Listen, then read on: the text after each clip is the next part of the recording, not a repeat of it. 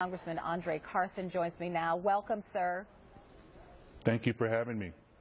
Thank you for being here. You are Muslim, an Indiana native. You serve on the House Intelligence Committee. You also worked in the Indiana Department of Homeland Security in the Anti-Terrorism Unit.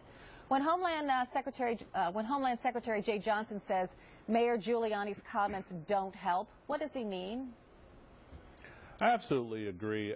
Mayor Giuliani is a very intelligent man. He's a smart man. He has a great career in terms of anti-crime efforts.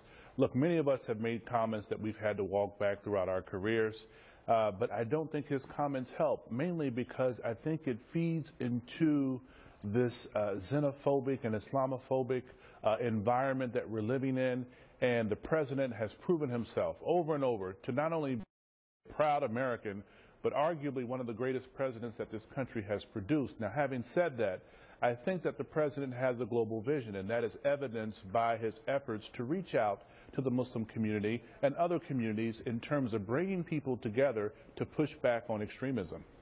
Going back to Rudy Giuliani for just a second, do you think he should apologize?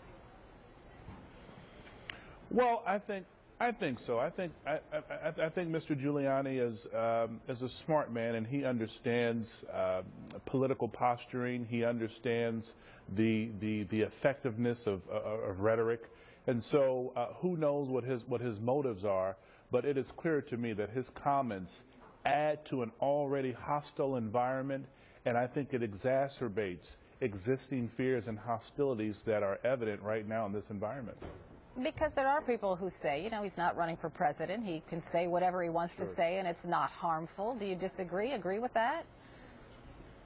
Well, I think his comments are harmful and hurtful, and they don't add value to what we're talking about. I mean, Mayor Giuliani was at the helm of the mayoral seat during 9/11, and I think that he of all people should know that adding fuel to the fire in an environment where our government relies heavily on Muslims who work for our intelligence agencies, Muslims who work in our law enforcement communities, to help with information and to help push back on crime. And he knows that because he has worked with these communities outside of some of the comments and outside of some of his political stratagem throughout the years.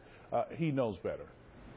So many of your colleagues say that President Obama should use the phrase Islamic extremism. You serve on the House Intelligence Committee. What's it like working with colleagues who think that the president is absolutely wrong with that?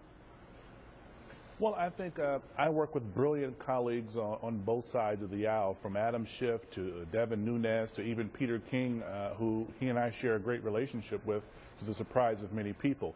We all have different approaches and different methodologies to ultimately get to the same place, and that's making the world a better place, a more peaceful place, and making our country safer.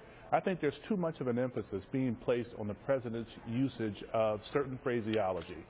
The greater point is that these folks do not represent Islam, nor do they represent Muslims. And for the president to very wisely walk around trying to validate a group that so desperately seeks validation and seeks attention, I think is the right step.